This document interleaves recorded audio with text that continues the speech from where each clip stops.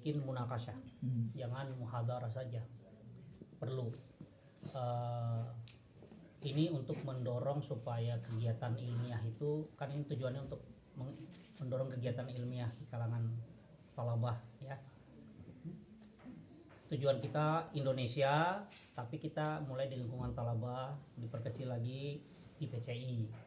Tapi kita harus punya pandangan yang besar bahwa kita pengen tujuan kita untuk bermanfaat terhadap umat, kepada bangsa, kepada dunia. Jadi memang itu cita-cita besar NU, bermanfaat kepada rahmatan lil alamin, itu Islam yang rahmat. Nah, jadi kedepannya mungkin lebih ditingkatkan lagi, jadi munakasyah. Satu orang dikasih tugas ini, satu orang buat pembanding, atau kalau perlu, kalau saya dulu masih saya sekolah SMA aja 3 tahun itu kita nggak nulis. Kalau mata pelajaran keislaman tidak ada tulisan, semuanya diskusi saja setiap hari. Dibagi 40 orang itu dibagi dalam 4 kelompok per 10 orang. Setiap hari 10 orang itu menunjuk 3 juru bicara untuk menampilkan, mempresentasikan satu makalah, satu masalah. Apa aja, fikih, sejarah, apa semuanya, dan yang 3 kelompok lainnya untuk munakisnya. Jadi saya kira itu bisa dicoba diterapkan di kalangan talabah kita, sehingga dan itu bisa dengan kitab yang berbahasa Arab maupun dengan buku-buku yang tidak berbahasa Arab, untuk meningkatkan ya. Diolah aja gimana caranya biar ini lebih cerdas ininya, nantinya teman-teman semuanya tumbuh menjadi yang lebih cerdas, calon-calon ilmuwan semuanya. Amin. Supaya manfaatnya besar pada umat, karena umat membutuhkan orang-orang yang cerdas. Walaupun tidak semua harus jadi ulama ya, nanti ada yang masuk jadi presiden Jan Cuker, ada yang ya, kita tamatan kita satu dari situ kan, siapa namanya, Sastro, wartawan, dan dia alirannya Jan Cuker, sama siapa namanya, Tejo.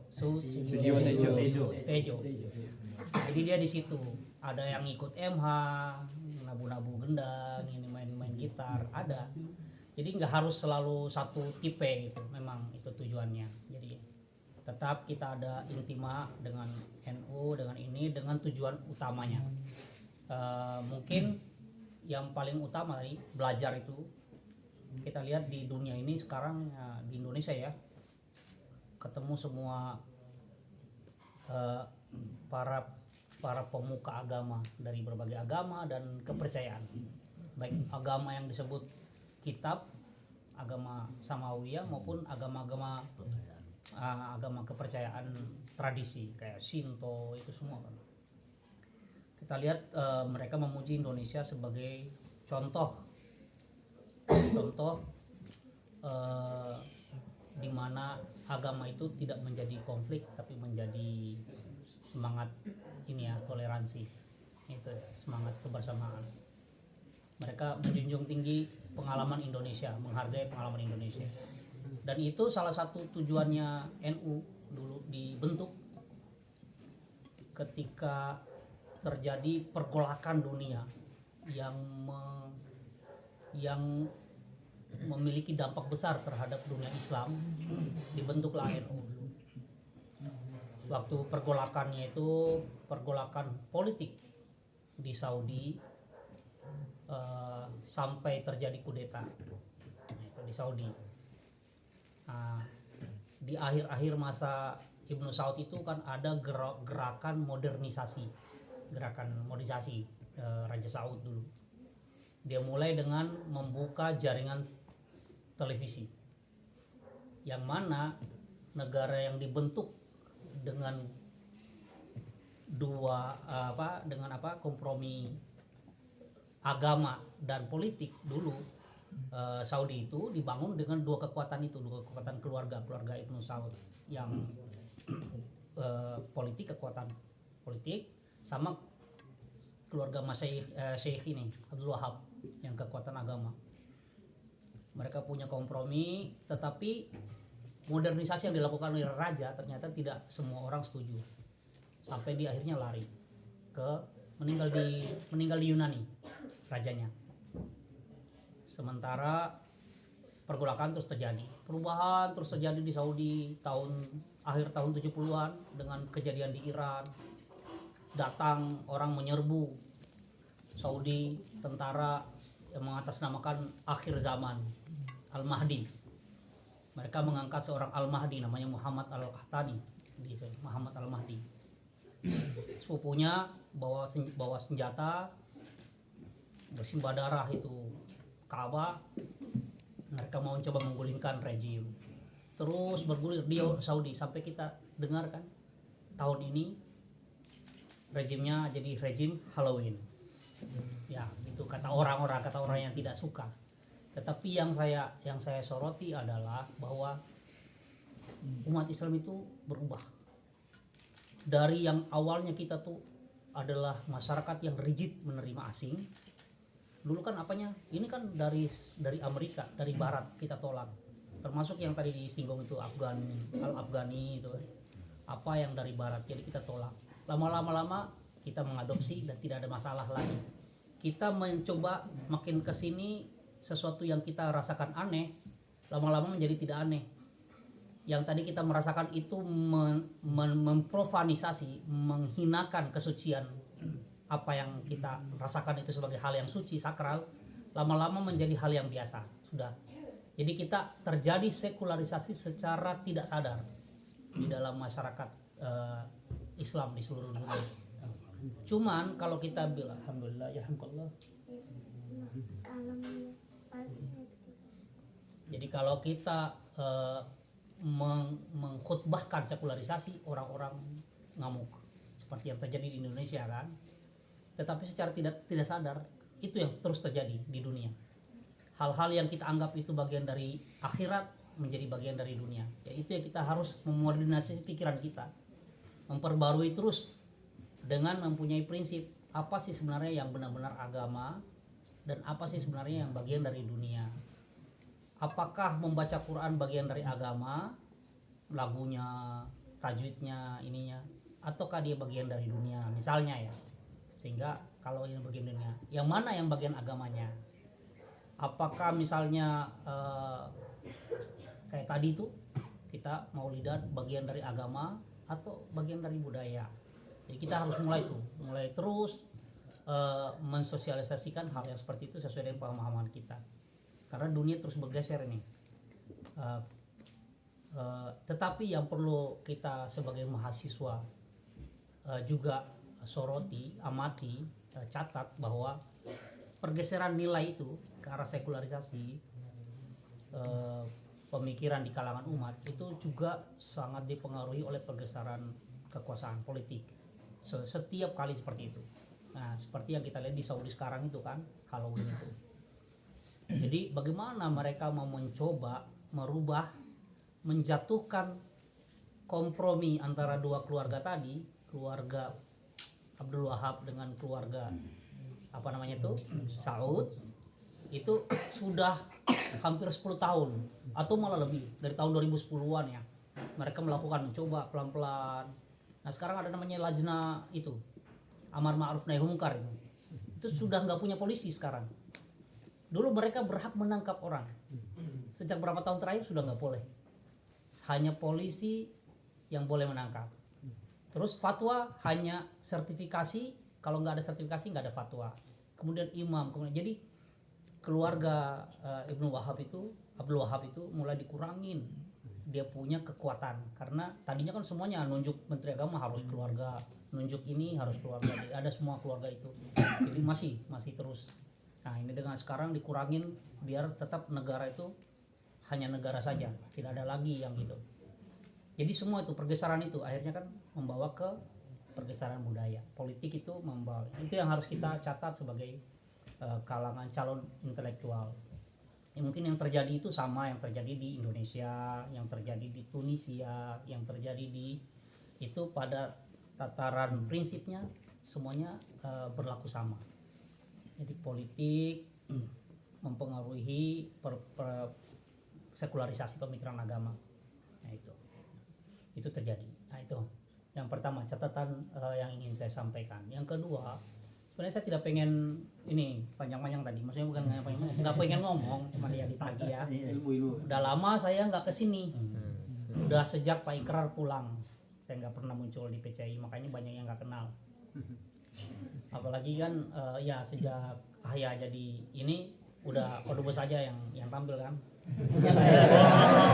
Ditonton nanti nonton. Jadi ya biar refreshing sama kita, alhamdulillah PCI sudah punya di secara ini mustasyar yang sekaligus jadi donatur, sekaligus pelopor perintis banyak gerakan-gerakan gitu, maksudnya mencarikan dana dari sana sini, dan itu harus didukung. Bulan depan sekret tuh harus didukung dengan cara ya menyelaraskan, bukan secara tidak harus melepaskan independensi. Itu adalah satu catatan yang penting, independensi itu tetap tidak boleh juga bersifat konfrontatif. Jadi kalau terjadi apa-apa harus dilakukan dialog. Jadi itu yang melambangkan sivilisasi kebudayaan kita, peradaban kita. Kita harus beradab dalam dari tataran yang paling kecil seperti ini, mulai dengan kita punya yang kita tuakan dan sebagainya. Jadi nanti dibicarakan lagi yang katanya udah putus, masih bisa dinegosiasikan, masih terus sampai terjadi. Misalnya tanggal 10 mau ini ambil keputusan, sampai tanggal 9 malam masih bisa, sampai besok pagi masih bisa dinegosiasikan terus. Jadi jangan ada yang suuzon, harus selalu optimis. Nah itu optimis menjalankan organisasi dan terutama mengisi itu PCI dengan kegiatan yang bermanfaat, dengan belajar. Itu yang penting. Dukungan dari Pak Dubes sudah bukan main kan, dukungannya. Jadi itu yang kita harus ambil positifnya, muhafadzah ala yang positif itu yang sudah ada, dan kita coba al-akhdh bil aslah. Itu semangatnya. Jadi jangan konfrontasi atau apa. Kalau ada terjadi misalnya perbedaan pendapat, saya dengar katanya ada perbedaan pendapat gitu, bantah-bantahan. Saya pesankan supaya jangan jalan dengan mulus, dengan negosiasi, dengan yang baik-baik aja. Insya Allah semuanya kalau dijalankan dengan beradab, semuanya menghasilkan hal yang baik. Kalau dengan konfrontatif, jadinya kayak Tunisia, sudah bagus revolusi, banyak hambatan untuk kembali ke atas. Dulu di sini dibilang negara paling sejahtera kalau dibandingkan dengan seluruh Afrika. Hanya yang lebih baik hanya Afrika Selatan. Waktu itu karena sudah lebih duluan ya reformasinya. Setelah 2010-2011 kejadian revolusi, semua investasi semua pindah ke negara luar, ke Maroko. Di sana berkembang. Di sini karena stuck politiknya segala macam, karena berevolusi, otomatis stabilitas itu hilang, dan otomatis kehidupan yang lain juga jadi memburuk. Nah itu juga kita jadikan cermatan supaya dalam berorganisasi, hidup di Tunisia, belajar selalu tidak mengalir seperti air, karena kita manusia kan, tapi kita berenang kalau melawan arus yang keras harus punya caranya.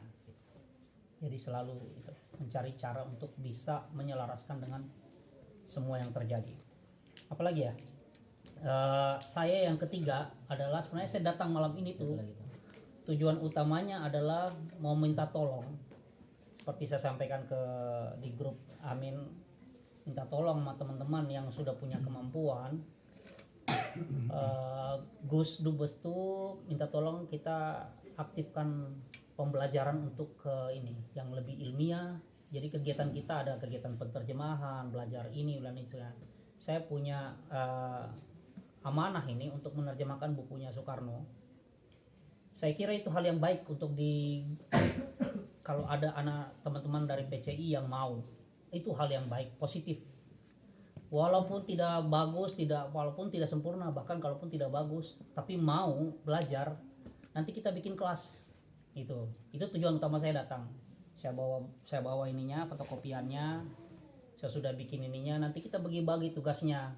Ini tugas apa, tidak harus semuanya menerjemahkan. Tapi kalau mau ikut andil, kita bagi biar ini jadi karyanya PCI lah, jangan karya saya. Saya sudah, itu buku yang baru di sharing di Instagram, saya dikasih lihat orang, itu kan saya yang nulis. jadi nggak apa, kalau saya nggak ada kredit, nggak perlu, karena Allah yang kasih kredit. Tapi saya mau teman-teman mau belajar menerjemahkan, mumpung saya masih di Tunis, saya nggak tahu berapa lama lagi saya bisa sharing kemampuan saya yang sebisa saya tentunya, karena kalau bukan kita siapa lagi, ya kan? Ya, paling nggak jadi karya bersama. Siapa yang mau nanti berminat, kontak aja. Bang Ardi sudah mulai nerjemahin. Yang lain-lain mungkin ada yang masih sibuk tesis dan disertasi, ya konsen aja dulu, jangan ganggu itu. Tapi yang bersemangat mau belajar, bahkan di yang modal Google Translate pun baru belajar, tapi merasa bahasa Arabnya sudah bisa mahamin Google, saya persilahkan hubungin itu, nanti kita bagi-bagi, sekalian saya ajar, sekalian kita bantu saya, baik itu ngetik maupun nerjemah, sekalian saya ajarin, saya kasih petunjuk-petunjuk. Ya itu aja sih saya kira ya. Mudah-mudahan banyak yang berminat. Insyaallah. Ya, akhirul kalam. Alhamdulillahirabbil alamin, semua ini.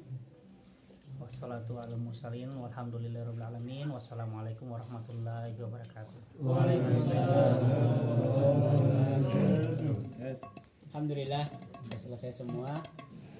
Pertama saya mengucapkan terima kasih buat Pak Yazid.